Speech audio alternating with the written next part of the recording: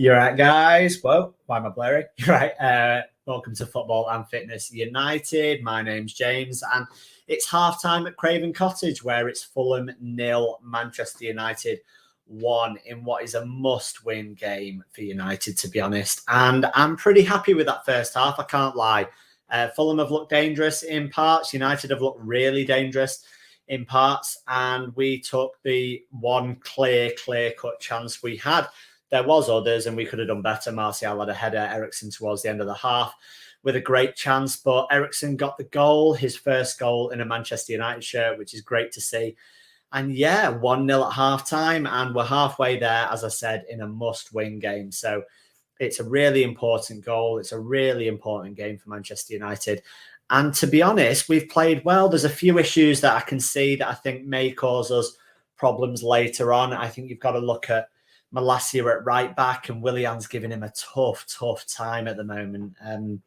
Willian's not the quickest, but he seems to be getting past Malacia a lot on that side, and all Fulham's danger that they're creating is coming down that side. So that's something that Erik ten Hag's going to have to look at, whether it's Elanga tracking back and helping out more, or maybe switching Lindelof across and bringing Maguire on. However he wants to deal with that, he's going to have to get some help across to Malacia, otherwise something could happen down that side. And it proves how crucial Diogo Dalot is to us, and how well he's been playing this season, because we don't really concede much down that side. But that's been Fulham's outlet so far. Everything has come down that side for them. So yeah, really interesting. I think they've grown into the game a little bit. I think possession-wise, I think Fulham have had more.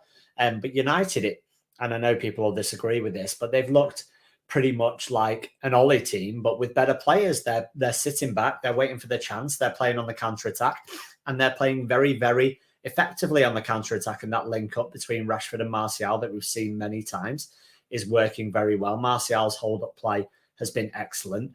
And with Bruno and Casemiro and Eriksen, we've got the quality to provide the ball to the forwards quicker, which we didn't have under Ollie with Fred and McTominay in there. So it does look like a similar style of play. We are playing a bit higher up, which is the argument for playing Lindelof over Maguire. I think Lindelof's looked okay. I think Martinez has been solid as ever, and Shaw's been solid as ever. And Casemiro's had a big impact. If you look at the goal, I think that comes from Casemiro, to be honest. I know the link up between Martial and Bruno and Eriksen is great, but that initial challenge from Casemiro to win the ball back so that we can actually score in transition is very, very good. And that's something that he brings to the team that we massively have missed in previous years. So yeah, guys, if you could like the video, comment, share, and subscribe, it all helps. If you're watching on YouTube, or if you're watching on Twitter, should I say, if you can get over to YouTube, then you can get involved in the comments and stuff, make it more interactive. It's better for YouTube, it's better for my channel, better for the algorithm, helps it go out to more people, and who wouldn't want that? I can see in the chat, Rich is in the chat. Rich, if you don't know, runs Eagle Eye Football, Crystal Palace fan channel. He's also the guy that sent me the hot chip for the one chip challenge. So cheers for that, mate. Still recovering from that now. He said, hey, mate, hope mum's recovery is going well. For those that don't know, my mum had a pretty serious fall, knocked herself out, was in hospital. We were a bit worried for a little bit, but she's now home from hospital. She's recovering well, and the swelling and stuff is going down. So big up, man. Thank you for that. And all the love goes out to you and everyone that's shown me support and love during this time. So thank you very much. And it looks like a nice present from United at the moment. The goal itself, as I touched on, comes from Casemiro, really winning the ball back, the interchange between Martial and Bruno. The ball from Bruno is weighted to perfection. There is a little deflection, which probably helps it into Eriksen's path a little bit more. And it's great to see Christian Eriksen scoring. I think he's looked a little off the pace today, as he has in the past, like 3-4 games before the Villa Cup game. He looked good when he came on in that game. But he's looked a little off the pace because obviously he's been playing a lot of football, and you've got to remember the condition and like that he has and what he's gone through and everything. So you've got to take that into account. But very happy for him to get his goal. I think there's a couple of moments where we could have done better. I think you've got to look at the Martial header as a big chance. He's not really marked. It's a free header. It's a great ball in from Luke Shaw, whose passing is absolutely superb. He must be one of the best passers in our team. He's technically technically Luke Shaw is a fantastic player, and I've always said that it's just mentally when his head's in the game, but he's absolutely technically fantastic on the ball. So big chance for Martial, and then another big chance at the end of the half for Christian Eriksen. I think, does it come on his wrong foot maybe, or it's slightly behind him, but yeah, big chance. Great pullback from Bruno from the right side coming into Eriksen's path, and you fancy him to at least hit the target there. There's not much on our bench, to be honest, so I'm glad that we're ahead and we don't have to really change the game. My main worry, as I said, is down that left side for Fulham, our right side, where Malacia and Alanga are. Alanga needs to help out more for me. Malacia is looking like the danger at the moment. Everything's coming down his side. If Fulham are going to create something, it's going to come through Willian on that side and pulling it back to like a Pereira or someone like that. That's where their danger looks like. But I think if we manage to hold on and win this game, I think it puts us 3 points off top four with a game in hand. I think we're 4 points off third with a game in hand as well. So it's really crucial that Man United hold on and get this win. And considering we had a bit of a changed 11 with a makeshift right back and Alanga playing when, because obviously Sancho and Anthony are still ill and out of the team. And Garnacho, I don't think Ten Hag really trusts him to play on that right-hand side yet. I think he's looked good when he's played on the left, and I don't think he wants to ruin his confidence. We've all seen what happens when we put Rashford on the right. So I don't think he really wants to put Garnacho out there. I think Alanga's done a decent job so far. I think his end product could be better, as a lot of our end product could be. But to be honest, we've created a fair bit. We do create more without Cristiano Ronaldo in the team. That is without a shadow of a doubt. When Martial is in the team, or even when Rashford plays as the 9, we create loads more chances. So that has been a positive for me, the fact that we've played a half of football away from home. We've gone to a team who, let's face it, they're playing decent football, but they're quite naive.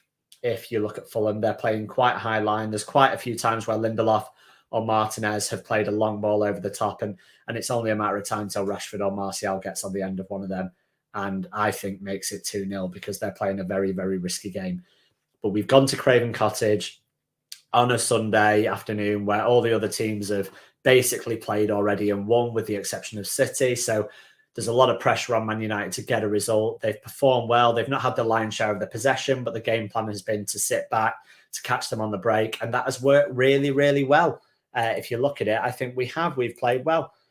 Brush, big up, bro. Thanks for tuning in. We should be at least 2 up. That ball from Bruno to Eriksen was top notch. I think if you look, mate, there's a slight deflection, but the awareness, if you're talking about the goal, then yeah, there's a slight deflection. If you're talking about the chance just before half time, it really, really is top notch. It's like just the awareness to pull it back to the onrushing player on the edge of the area is superb. Big up Raz in the chat as well. Hope mum's getting better and better. She is, mate.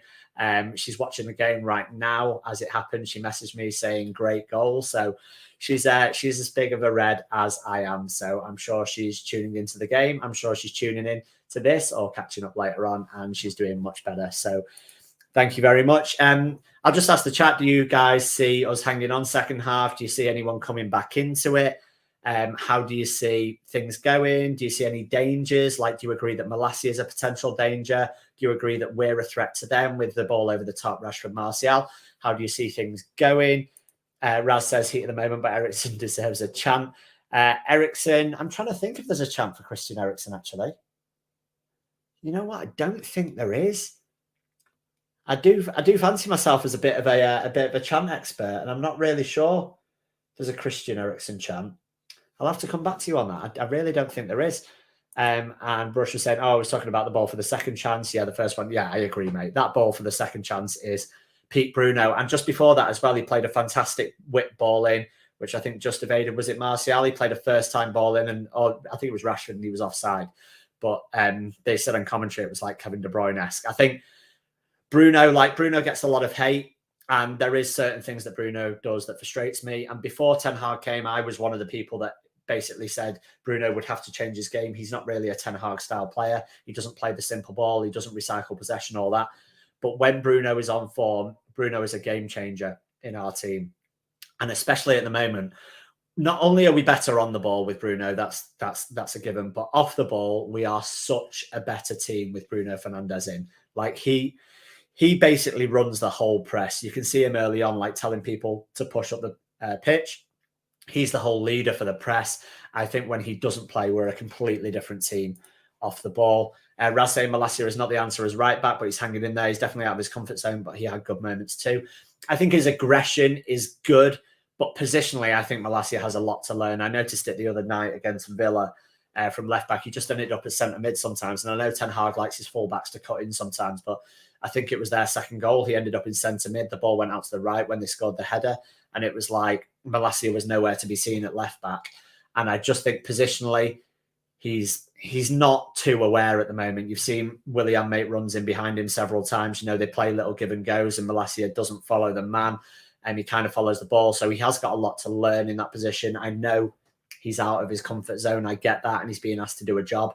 And there's no guarantee that Lindelof would have done a better job. But if Wan-Bissaka is not available and Ten Hag doesn't fancy him, then we definitely need to go into the market for a right back, whether in January or the summer, because we definitely need cover there. Because the best case scenario at the moment is Diogo Dalot stays fit all season and he keeps up this form all season because he's been superb. But the odds are either his form will drop off or he'll pick up an injury or another 5 yellows or a suspension or something. And we will miss him because we massively missed him today. And like I said, if a Fulham goal is coming, I'm pretty sure it's going to come down that side. But fingers crossed it doesn't. So I'm going to go tune into the second half. I'll come back on at full time, give a little review. I'll do some one-on-one interviews and match reactions and stuff as well. So if you want to do one of them, just hit me up on Twitter, WhatsApp, Instagram, whatever. Message me and we'll get you on and we'll do a little interview styly thing live. But yeah, apart from that, let's go for the second half. Let's keep up the pressure. Let's hope we take a couple more of these chances. I predicted a 3-1 win. I'm still going to say that because I do think that the chances will come and the chances are there. We've just got to take them. But yeah, one last comment. Raz saying, enjoy the second half, Reds. Enjoy you too, mate. But as I said, please like the video, comment, share, subscribe. It all helps. We're nearly at 1.5K subscribers. So we're nearly at 1,500 subscribers, which is mental. We started like 4.5, 5 weeks ago now. So the fact that we're on that many is mental. But yeah, enjoy the second half. This has been Football and Fitness United. I've been James. Take care.